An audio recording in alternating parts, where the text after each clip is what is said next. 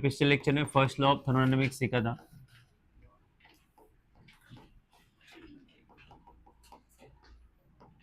सो आपको आपने सीखा था that is internal energy is equal to q plus डब्ल्यू, क्यू प्लस डब्ल्यू, क्यू माइनस डब्ल्यू, क्यू माइनस डब्ल्यू, राइट।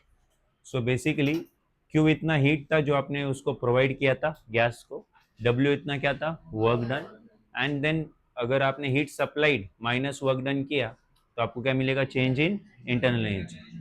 अब इसमें तीन केसेस बन सकते हैं, राइट। फर्स्ट केस, सपोज जितना हीट प्रोवाइड किया उतना ही वर्क डन हुआ। This is the first case. हो सकता है कि जितना आपने हीट प्रोवाइड किया वो पूरा का पूरा केस में लॉस्ट हुआ वर्क डन में, तो उस केस में चेंज इन इंटरनल एनर्जी कितनी हो जाएगी, जीरो हो जाएगी, बिकॉज क्यू और डब्ल्यू अगर सेम हो जाएंगे तो देयर फोर इंटरनल एनर्जी का चेंज कितना रहेगा, zero. There will be no change in internal energy. Second case, if heat supplied is less than the work done, heat supplied जो है वो क्या है, less than the work done, तो फिर वर्क डन ज्यादा है, हीट सप्लाइड, तो आंसर निगेटिव आने वाला है। सो देयरफॉर आपका जो चेंज इन इंटरनल एनर्जी है वो लेस देन जीरो रहेगा। एंड अगर हीट सप्लाइड जो है वो ग्रेटर देन वर्क डन है, मतलब आपने जो जितना वर्क डन करना है उससे ज्यादा हीट सप्लाई करी है, तो फिर आपका चेंज इन इंटरनल एनर्जी जो है वो पॉजिटिव रहेगा। इतना सिंपल है ना, इसमें सोचने का या ना समझने का कुछ है ही नहीं है। सो ये है heat supplied to the system and this is the work done by the system. तो हीट सप्लाइड और वर्क डन इक्वल रहेंगे तो सब्ट्रैक्शन जीरो आएगा, तो change in internal energy is zero. But आपने जितना हीट सप्लाई किया उससे अगर ज्यादा वर्क डन हो रहा है, तो हीट सप्लाइड का में वर्क डन ज्यादा है तो आंसर निगेटिव आएगा, तो change in internal energy is less than zero, मतलब निगेटिव। और यहाँ पे that is heat supplied is more than the work done, जितना काम करना है उससे ज्यादा एनर्जी दी गई है, तो फिर कुछ ना कुछ एनर्जी बचेगी, राइट। तो फिर वो चेंज इन इंटरनल एनर्जी उस केस में क्या रहेगी, पॉजिटिव, राइट। तो ये केसेस याद रखना, भूलना नहीं। आगे बढ़ते, तुम्हारे बुक में यही केसेस डायग्राम ड्रॉ करके दिखा दिए गए, ठीक है। मतलब उन्होंने ऐसे डायग्राम ड्रॉ किया है और एक तरफ 2000 ऐसा लिखा हुआ है, 2000 जूल हीट दी हुई है, और वर्क डन कुछ दिखाया है, लेट्स से वर्क डन दिखाया, लेट्स से 200 जूल, इतना वर्क डन दिखाया, तो आपका हीट सप्लाइड ज्यादा है और वर्क डन कम है, तो आंसर पॉजिटिव आएगा। अरे आया नहीं। दूसरे केस में हीट सप्लाइड कम है और वर्क डन ज्यादा है, तो आंसर क्या आएगा। और तीसरे केस में दोनों इक्वल है, तो आंसर कितना आएगा, जीरो। बट कुछ डायग्राम निकाल के कुछ पढ़ने का जरूरत नहीं, you can simply mathematically learn this, okay. So ठीक है, आगे बढ़ते हैं। नेक्स्ट पॉइंट हम लोग शुरू करेंगे, वो है that is thermodynamic state variables.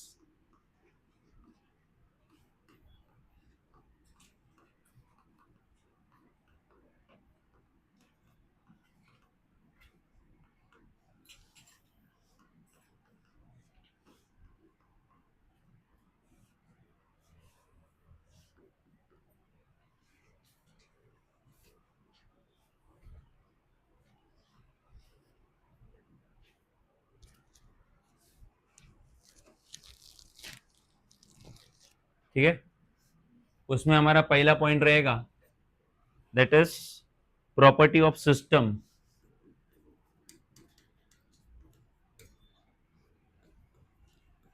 property of a system or a system variable।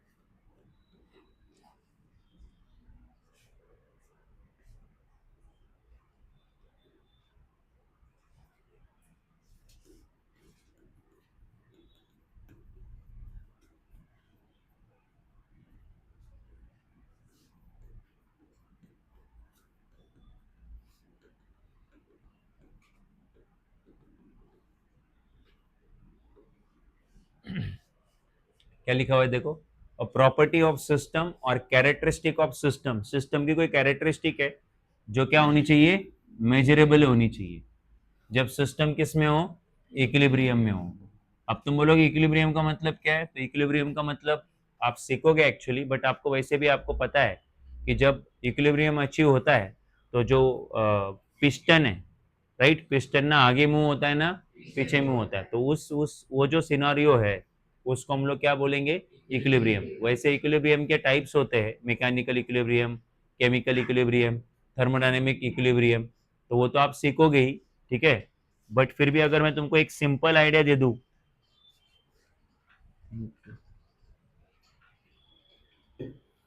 अगर एकदम ही सिंपल आइडिया दे दूं कि इक्विलिब्रियम क्या होता है, तो वो वही है कि वो जो पिस्टन लगा हुआ है वो मूव नहीं होता। तो अभी आप ध्यान दो अब यहाँ पे, तो प्रॉपर्टी ऑफ अ सिस्टम किसको बोलते हैं, या सिस्टम वेरिएबल किसको बोलते हैं, ठीक है। ये एग्जाम में पूछा जाएगा क्या, तो इसके चांसेस बड़े कम है, मतलब बहुत सारे छोटे छोटे पॉइंट्स है, चांसेस कम है, बट फिर ये पता होना चाहिए आगे के जो थर्मोडायनेमिक प्रोसेस है, 7 से 7 प्रोसेस है, isothermal process, irreversible process, adiabatic process, आप देखोगे पढ़ोगे आप वहां पे, उनको समझने के लिए ये सब पता होना चाहिए, ठीक है। तो कोई भी इधर देखो, कैरेक्टरिस्टिक ऑफ सिस्टम, सिस्टम के कैरेक्टरिस्टिक जो क्या हो, मेजरेबल हो। जैसे क्या मेजरेबल होता है, तो आपको पता है टेम्परेचर मेजरेबल होता है, मास मेजरेबल होता है, डेंसिटी मेजरेबल है, और क्या मेजरेबल है, वॉल्यूम मेजरेबल है, प्रेशर मेजरेबल है। तो ये ऐसी प्रॉपर्टीज है जो आप, सिस्टम मतलब गैस, तो ये गैस की ऐसी प्रॉपर्टीज है जो क्या है, मेजरेबल है। इसलिए हम लोग इनको क्या बोलते हैं, सिस्टम वेरिएबल, या फिर उनको बोलते हैं प्रॉपर्टी ऑफ अ सिस्टम। तो लिख लो आप आगे।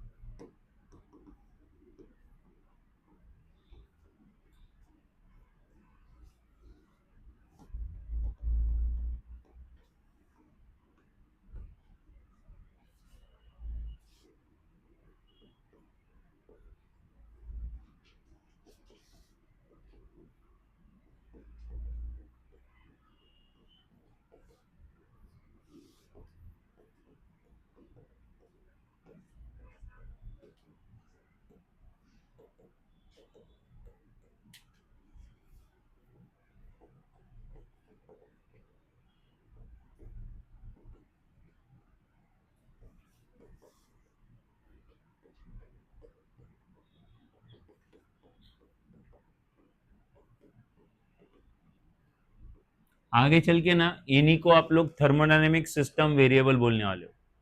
तो बार बार कंफ्यूज होने से अच्छा एक ही बार समझ लो कि सिस्टम वेरिएबल बोलो या फिर थर्मोडायनेमिक सिस्टम वेरिएबल बोलो, वो सिमिलर है। सिस्टम मतलब गैस, लिक्विड, जो भी आप कंसिडर कर रहे हो, तो उसका टेम्परेचर, उसका वॉल्यूम, उसका मास, उसका डेंसिटी, उसका इंटरनल एनर्जी है कि नहीं, उसका प्रेशर, ये सब के सब क्या है, मेजरेबल है। इसलिए इन्हीं को हम लोग बोलते हैं सिस्टम वेरिएबल या फिर thermodynamic system variable.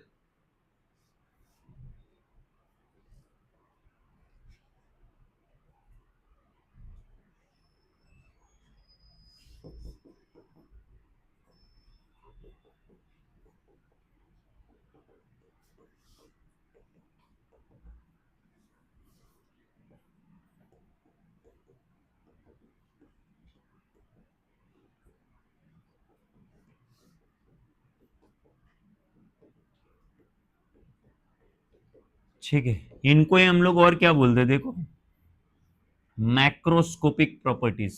Macro, micro, macro मतलब ऑब्वियसली जो हमें दिखता है ना, बड़ा, तो टेम्परेचर का चेंज, डेंसिटी का चेंज, प्रेशर का चेंज, ये ऐसा चेंज नहीं है कि जो फील नहीं कर सकते हो आप, वो आपको देखते से पता चलता है कि वो चेंज हो रहा है। तो ऐसा चेंज जो देखते से पता चल जाता है, सच चेंज इज मैक्रोस्कोपिक। इसलिए ये जितने भी मैंने यहाँ पे लिखे ये मैक्रोस्कोपिक प्रॉपर्टीज है। बोलो वापस मैक्रोस्कोपिक क्यों? क्योंकि आप इनको नेकेड आइज से भी क्या कर सकते हो, हाँ, ऑब्जर्व कर सकते हो, फील कर सकते हो, राइट? देखना अलग बात है, बट फील कर सकते हो। So therefore they are called macroscopic properties of system.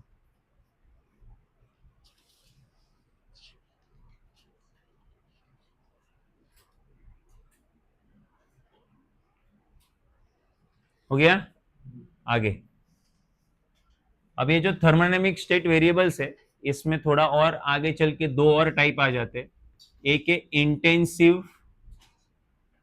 Intensive variables और दूसरा है एक्सटेंसिव वेरिएबल्स।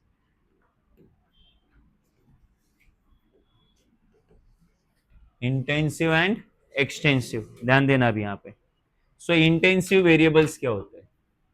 तो मतलब बेसिकली मैं दोबारा बोल रहा हूं, ये जो थर्मोडायनेमिक स्टेट वेरिएबल्स है ना, या थर्मोडायनेमिक सिस्टम वेरिएबल्स है ना, थर्मोडायनेमिक स्टेट वेरिएबल्स बोलो या सिस्टम वेरिएबल बोलो, एक ही चीज है। हाँ, तो ये सब है volume, temperature, mass, density, internal energy, pressure.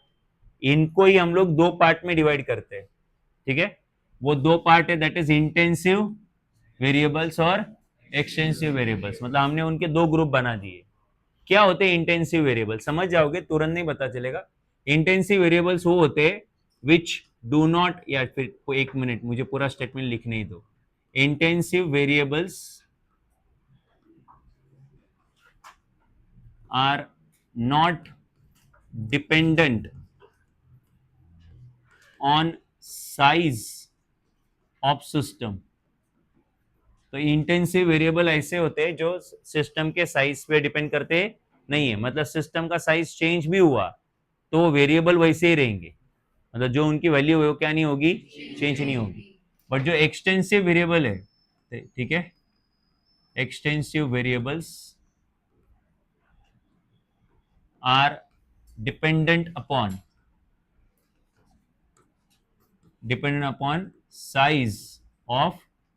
Size of system. System के साइज पे ये डिपेंड करते हैं, ठीक है?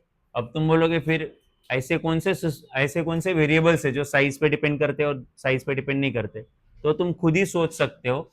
सपोज हमारे पास एक पूरा एक वेसल है और उसमें हमने एक टाइप ऑफ गैस फिलअप कर दी है, ठीक है? और टाइप ऑफ गैस हमने इसमें फिलअप कर दिया है।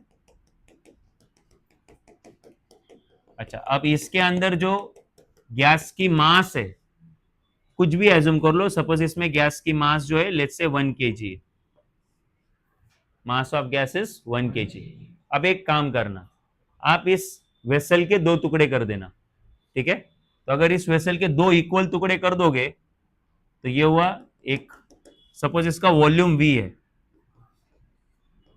ठीक है? तो ये नया कितने वेसल्स आ गए? ये दो। ओके, सो हाँ हाँ,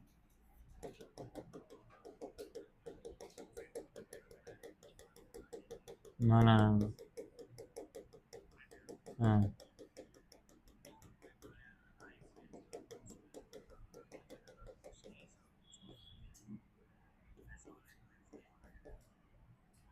वेट सो कितना वॉल्यूम था यहाँ पे? ओरिजिनल वॉल्यूम कितना था? V। हमने उस सिस्टम के कितने टुकड़े कर दिए? तो वॉल्यूम जो है वो हाफ हो गया। समझ आ रहा है क्या? तो अब मुझे बताओ, यहाँ पे मास 1 kg था, तो अभी भी मास 1 kg रहेगा क्या? तो मास इधर का कितना हो जाएगा? सो मास ऐसी प्रॉपर्टी हो गई जो आपके साइज पे डिपेंड करती है, क्योंकि अगर साइज चेंज हुआ तो मास भी क्या होगा? चेंज होगा। अभी भी नहीं समझा? आगे सुनना। आपको अगर मैं ये पूछूं कि एक मॉलिक्यूल की इंटरनल एनर्जी कितनी है, तो आप बोलोगे सर एक मॉलिक्यूल की इंटरनल एनर्जी 3/2 kBT है।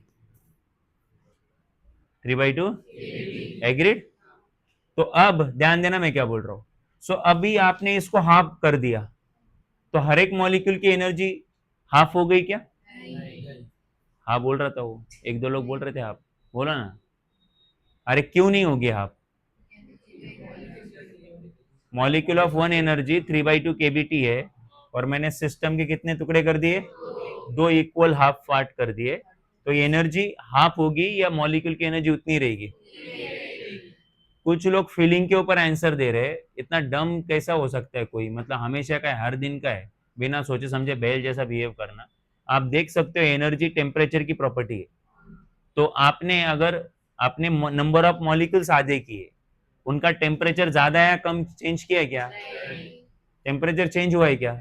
हीट दिया है आपने, हीट निकाला है आपने, आपने बस आधे पार्ट में डिवाइड कर दिया। सो टेम्परेचर क्या नहीं हुआ है, सो देयरफॉर मॉलिक्यूल की एनर्जी भी क्या नहीं हुई। तो internal energy of each molecule molecule molecule की एनर्जी क्या नहीं हुई है। बट आपको ये पता है कि अगर मान लो इधर 100 मॉलिक्यूल है और एक मॉलिक्यूल के पास 2 जूल एनर्जी है, तो 100 इंटू 2 होगा 200 जूल। बट अब मैंने इसके दो टुकड़े कर दिए, तो टोटल एनर्जी इधर 200 जूल थी। अब क्योंकि 100 पार्टिकल थे, अब हमने अगर इसके दो टुकड़े कर दिए तो इधर 50 मॉलिक्यूल्स आएंगे इधर, तो 50 इंटू 2 कितना होगा? 100 जूल। और इधर भी, तो जो टोटल एनर्जी हो क्या हो चुकी है? चेंज हो चुकी है, क्योंकि टोटल एनर्जी पहले कितनी, टोटल एनर्जी चेंज नहीं हुई है, total internal energy of system change हुई है, राइट। टोटल एनर्जी तो हमेशा कंजर्व ही होती है। तो अगर आपको इधर का एनर्जी कैलकुलेट करोगे तो 200 जूल रहेगा, और इन दोनों का ऐड करोगे तो भी 200 रहेगा। बट अगर मैं एक की बात करूं, तो इधर एक के पास कितना था? 200 जूल, और अभी एक के पास कितना इधर? 100 जूल। तो सिस्टम की इंटरनल एनर्जी क्या हो चुकी है? चेंज हो चुकी है सिस्टम की। हाँ, पहले सिस्टम के पास टोटल कितनी थी? 200 जूल, अभी कितनी है? समझ में आ रहा है? अच्छा, बट टेम्परेचर चेंज हो रहा है क्या? तो आपने देखा होगा मास चेंज हो रहा है। Total internal energy of system, molecule का नहीं, सिस्टम का इंटरनल एनर्जी क्या हो रहा है? तो फिर मास और इंटरनल एनर्जी दोनों कौन से वेरिएबल रहेंगे? बट टेम्परेचर चेंज हो रहा है क्या? नहीं, टेम्परेचर चेंज नहीं हो रहा है, टेम्परेचर उतना ही। सो देयरफॉर टेम्परेचर कौन सा वेरिएबल हुआ? Intensive variable. और सोचो मैं जो बोल रहा हूँ, डाउट आ रहा है तो पूछो। So next is let's say pressure, है ना। तो प्रेशर जो प्रॉपर्टी है वो दो तरीके से चेंज हो सकती है। एक तो नंबर ऑफ मॉलिक्यूल्स इधर बढ़ा दो, या नंबर ऑफ मॉलिक्यूल्स यहाँ पे, या फिर हीट इधर बढ़ा दो या हीट। तो क्या आपने इधर हीट सप्लाई करा है? एक्स्ट्रा हीट निकाला है? नहीं। नंबर ऑफ मॉलिक्यूल्स बढ़ाए हैं, नंबर ऑफ मॉलिक्यूल्स कम करे, तो प्रेशर चेंज होगा कि नहीं होगा? So therefore pressure size change होने से क्या नहीं होता। सो प्रेशर कौन सा वेरिएबल हो गया? Temperature is also intensity variable. अरे आया ना। और आगे बोलो, आगे है डेंसिटी। क्या होता है डेंसिटी? तो डेंसिटी होता है mass upon volume, mass upon. तो कोई कोई मुझे बोलेगा कि सर मास जो है वो तो चेंज हो गया है, हाफ हो गया है। तो मैं बोलूंगा वॉल्यूम भी तो क्या हो चुका है? हाफ हुआ है। अर्लियर पहले का मास जो है वो m था, और वेलोसिटी कितना था? v था, सॉरी वॉल्यूम, वॉल्यूम v था। अभी नया मास कितना है? हाफ m/2, और नया वॉल्यूम भी कितना है? तो 2 क्या हो जाएगा, और वापस से m अपॉन वी आएगा। सो डेंसिटी उतना आएगा जितना पहले था। सो क्या चेंज नहीं हो रहा है? मास चेंज हो रहा है, वॉल्यूम चेंज हो रहा है, बट क्या चेंज नहीं हो रहा है? डेंसिटी चेंज नहीं हो रही। तो डेंसिटी चेंज नहीं हो रही, तो डेंसिटी कौन सा वेरिएबल हुई? तो जो भी वेरिएबल साइज चेंज होने से, सिस्टम का साइज पहले बढ़ा था, अभी सिस्टम का साइज, तो सिस्टम का साइज चेंज होने से जो वेरिएबल चेंज होता है, जो जो क्वांटिटी चेंज होती है, उसको बोलते हैं एक्सटेंसिव वेरिएबल। और साइज चेंज होने से जो चेंज नहीं होता है उसको बोलते हैं। सो अभी हमने पूरा लिस्ट बना दिया है। तो हमने क्या क्या पढ़ा? प्रेशर, उसके बाद अलावा टेम्परेचर, और कौन था वो? डेंसिटी, ठीक है। Are intensive variable as they do not change, they do not change when even if size of system changes. System का साइज चेंज हुआ तभी ये क्वांटिटी क्या नहीं होती, चेंज नहीं होती. एक्सटेंसिव वेरिएबल के बारे में क्या बोलेंगे, तो मास हुआ, वॉल्यूम हुआ, और बोलो इंटरनल एनर्जी ऑफ सिस्टम हुआ, internal energy of system changes when size of system changes. इसलिए उनको क्या बोलेंगे हम लोग, एक्सटेंसिव वेरिएबल. राइट. अब मैं सारी नहीं क्वांटिटी डिस्कस कर रहा हूं. अगर मैं नंबर ऑफ मॉलिक्यूल्स के बारे में बात करूं तो नंबर ऑफ मॉलिक्यूल्स वो भी कौन सा है बोलो, एक्सटेंसिव वेरिएबल. क्योंकि अगर साइज कम करोगे तो नंबर ऑफ मॉलिक्यूल भी अंदर क्या होंगे, कम होंगे. पहले 200 मॉलिक्यूल थे, अभी 100 ही है. तो नंबर ऑफ मॉलिक्यूल क्या हुआ, या नंबर ऑफ मोल्स, ये कौन सा वेरिएबल हुआ, एक्सटेंसिव वेरिएबल. तो आपको ये पूछा जा सकता है कि कौन सा वेरिएबल एक्सटेंसिव है, कौन सा variable intensive.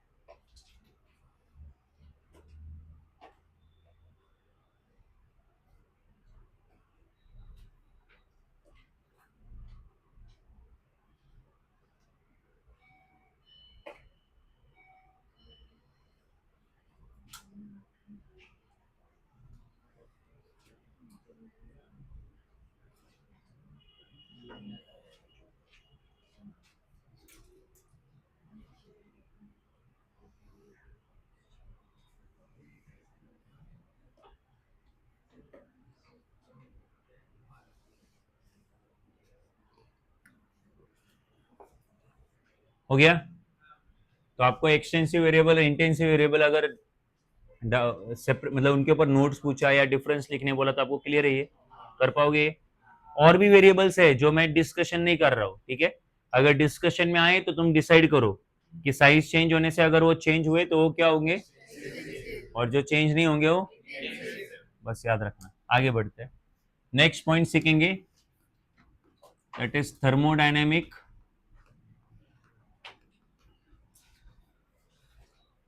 Equilibrium.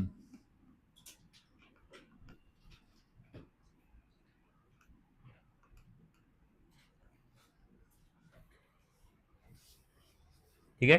Thermodynamic equilibrium. अब इक्विलिब्रियम का ये जो वर्ड है आपने पहली बार तो सुना नहीं है. राइट. सो थर्मोडायनेमिक इक्विलिब्रियम जो है वो बेसिकली तीन पार्ट में, इसके हम लोग तीन पार्ट कर सकते हैं या तीन पार्ट बनते हैं इसके. एक है मैकेनिकल इक्विलिब्रियम, दूसरा है that is chemical equilibrium,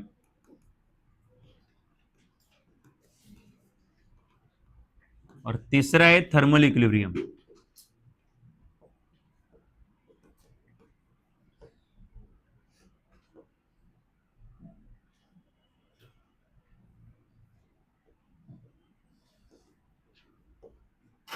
so mechanical equilibrium, chemical equilibrium and thermal equilibrium. तो आपको पूछा जाएगा एग्जाम में what are the types of thermodynamic equilibrium, और उनके बारे में नोट्स लिखो या व्हाटएवर, या फिर आपको वैसे भी नॉलेज के लिए भी तो पता होनी चाहिए.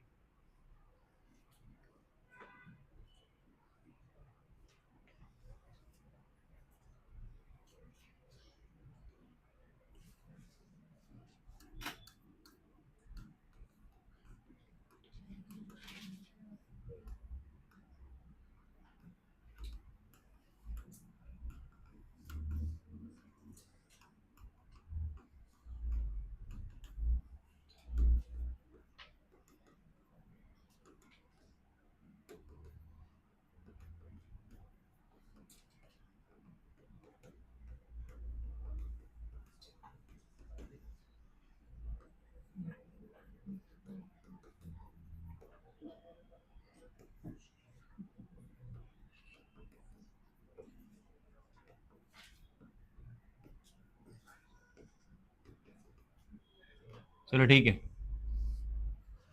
और सिस्टम, सिस्टम मतलब कोई गैस, कोई लिक्विड, कोई ऑब्जेक्ट जो हमारे कंसिडरेशन में है, जिसके बारे में हम लोग बात कर रहे हैं। कोई एक सिस्टम है और उस सिस्टम को हम लोग थर्मोडायनेमिक इक्विलिब्रियम, वो सिस्टम थर्मोडायनेमिक इक्विलिब्रियम में है, ऐसा कब बोलेंगे? जब वो सिस्टम कंडीशन सेटिस्फाई करेगी, किसकी? Mechanical, chemical and thermal equilibrium की। तो अगर कोई सिस्टम मैकेनिकल इक्विलिब्रियम में है, केमिकल इक्विलिब्रियम में भी है और थर्मल इक्विलिब्रियम में भी है, तो हम लोग बोलेंगे वो सिस्टम किस में? बोलो, थर्मोडायनेमिक इक्विलिब्रियम। ठीक है, तो थर्मोडायनेमिक इक्विलिब्रियम में होने के लिए ये तीनों इक्विलिब्रियम की कंडीशन सेटिस्फाई करनी जरूरी है। Then only we can say कि that system, that substance, that liquid, that gas, whatever is in thermal equilibrium। तो अब हमें इंपॉर्टेंट हमारे लिए क्या है, ये समझना कि मैकेनिकल इक्विलिब्रियम की कंडीशन क्या है, केमिकल इक्विलिब्रियम की कंडीशन क्या है और थर्मल इक्विलिब्रियम की कंडीशन क्या है। ठीक, ध्यान दो। अभी यहाँ बढ़ते आगे और एक एक समझते हैं। तो सबसे पहले हम लोग समझते हैं मैकेनिकल इक्विलिब्रियम।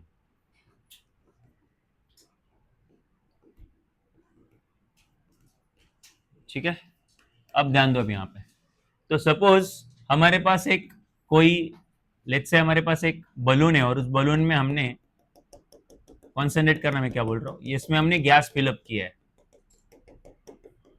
अब मैं ये नहीं बोल रहा हूँ कि आपके सामने जो मैंने सिस्टम रखा है वो मैकेनिकल इक्विलिब्रियम में है, मैं ये नहीं क्लेम कर रहा हूँ। तुम्हें डिसाइड करना है वो मैकेनिकल इक्विलिब्रियम में है या नहीं है। तो आपको पता है कि ये सिस्टम है और ये उसका सराउंडिंग है। तो सिस्टम और सराउंडिंग में जब भी कुछ भी एक्सटर्नल फोर्स एक्ट नहीं हो रहा हो, मतलब यहां पे जो भी एक्सटर्नल फोर्स जो है, अगर वो टोटल एक्सटर्नल फोर्स अगर वो जीरो रहेगा, ऐसा तुम्हारी बुक में नहीं लिखा हुआ है, ऐसे कुछ सिंबल वगैरह करके, वो मैं तुम्हें लॉजिक से समझा रहा हूं। तो समीशन का मतलब क्या है? Total of all the external forces between system and surrounding, और सिस्टम के बीच में जितने भी एक्सटर्नल फोर्सेस है उनकी टोटल कितनी होनी चाहिए? जीरो अगर है तो फिर हम लोग बोलेंगे वो सिस्टम किसमें है? मैकेनिकल इक्विलिब्रियम में। या फिर इस सिस्टम के अंदर से भी कोई फोर्स, मतलब लाइक यहाँ पे कोई एक्सटर्नल फोर्स नहीं लगना चाहिए, वो प्रेशर का फोर्स हो या कोई और रीजन से वो फोर्स हो, एक्सटर्नल फोर्स यहाँ पे नहीं लगना चाहिए, एक्सटर्नल फोर्स जीरो होना चाहिए। या फिर लग रहे फोर्सेस, एक्सटर्नल फोर्सेस, तो बैलेंस होनी चाहिए। क्या होनी चाहिए? बैलेंस। मतलब तुम्हें पता है ना बैलेंस क्या होता है? मतलब दो फोर्सेस अगर इक्वल इन अमाउंट है और ऑपोजिट इन डायरेक्शन है तो एक दूसरे को क्या करते हो? तो टोटल एक्सटर्नल फोर्सेस अगर बैलेंस्ड है या टोटल एक्सटर्नल फोर्सेस जीरो है तो हम लोग बोलेंगे सिस्टम किसमें है? Mechanical equilibrium. तो तुम बोलोगे ठीक है सर, आपने मैथमेटिकली समझा दिया कि मैकेनिकल इक्विलिब्रियम क्या होता है, बट इसको हम लोग समझेंगे कैसे? मतलब अगर हमें इजीली आइडेंटिफाई करना है कि वो सिस्टम मैकेनिकल इक्विलिब्रियम में है या नहीं है, तो फिर वो हम लोग कैसे समझे? तो सिंपल है काफी। सबको पता है प्रेशर इज इक्वल टू क्या होता है? Force upon area. तो सबको पता है कि अगर ये फोर्स चेंज हुआ, ये एक्सटर्नल फोर्स क्या हुआ, तो प्रेशर भी क्या होगा? चेंज होगा। बट हमारा एक्सटर्नल फोर्स कितना है? Zero, right? मतलब एक्सटर्नल फोर्सेस बैलेंस्ड है। मैंने एक्सटर्नल फोर्स जीरो नहीं बोला, मैंने समीशन ऑफ एक्सटर्नल फोर्सेस को जीरो बोला। समीशन जीरो होने का मतलब समझता है क्या? फोर्स एक्ट हो रहा है, फोर्स क्या हो रहा है? एक्ट हो रहा है। जैसे इस तरफ से एक फोर्स एक्ट हुआ 10 न्यूटन का और इस तरफ से भी फोर्स एक्ट हुआ कितना? 10 न्यूटन का, राइट? सो ये भी फोर्स 10 न्यूटन है, ये भी फोर्स 10 न्यूटन है, तो फोर्सेस तो एक्ट हो रहे, बट अगर इन दोनों का टोटल निकालो तो कितना आएगा? जीरो आएगा, बराबर है? या इनका जो एक्सटर्नल मतलब टोटल जो इफेक्ट है वो कितना, समेशन कितना आएगा? जीरो आएगा। तो इंडिविजुअल फोर्स तो है ना, कितना है? 10 न्यूटन, तो वो प्रेशर क्रिएट करेगा ना। बट ये फोर्स चेंज हो रहा है क्या? हाँ, क्यों नहीं चेंज हो रहा है? क्योंकि उसके ऑपोजिट में अगर इधर से 8 न्यूटन होता तो 10 माइनस 8 कितना आता? 2। तो ये भी चेंज हुआ, ये भी चेंज हुआ, बराबर? क्योंकि ये 8 था और ये, बट इफेक्ट कितने का है? 2 का। 10 माइनस 8 2 होगा। तो फोर्स क्या हुआ? चेंज हुआ। और फोर्स अगर चेंज हुआ तो प्रेशर भी क्या होगा? सो मेरा पॉइंट इतना सही है कि summation of external forces zero है या एक्सटर्नल फोर्सेस बैलेंस्ड है, मतलब एक्सटर्नल फोर्सेस क्या नहीं हो रहे? चेंज नहीं हो रहे। और अगर फोर्स चेंज नहीं हो रहा है तो प्रेशर भी क्या नहीं होगा? So through out the system, through out the pressure change नहीं होगा, प्रेशर कांस्टेंट रहेगा। इनफैक्ट सिस्टम और सराउंडिंग के बीच में कुछ भी प्रेशर का क्या नहीं होगा, चेंज नहीं होगा, डिफरेंस ही नहीं होगा। जितना प्रेशर इस तरफ है उतना ही प्रेशर इस तरफ रहेगा। सो कोई भी अगर प्रेशर अंदर और बाहर का प्रेशर एग्जैक्टली सेम है, सेम है मतलब कांस्टेंट है, मतलब एक्सटर्नल फोर्स क्या नहीं हो रहा है, एक्ट नहीं हो रहा है, या फिर फोर्स क्या नहीं हो रहा है, चेंज नहीं हो रहा है, तो प्रेशर भी क्या नहीं होगा, चेंज नहीं होगा। और हम लोग बोलेंगे ऑब्जेक्ट सॉरी वो सिस्टम किस में है, तो सिस्टम मैकेनिकल इक्विलिब्रियम में है या नहीं, ये पता करने का तरीका पहला क्या है, तो पहले ये चेक करो एक्सटर्नल फोर्सेस का टोटल जीरो है कि नहीं है, बराबर है। या फिर ये चेक करो प्रेशर थ्रू आउट कॉन्स्टेंट है या, क्योंकि प्रेशर थ्रू आउट कॉन्स्टेंट है मतलब फोर्स क्या नहीं हो रहा, या फिर उनका समेशन टोटल कितना है, जीरो है, राइट। तो ये दोनों में से कोई भी एक कंडीशन बोलो, दोनों सिमिलर ही है, राइट। तो लिख दो अभी आप वहां पे, a system is said to be in mechanical equilibrium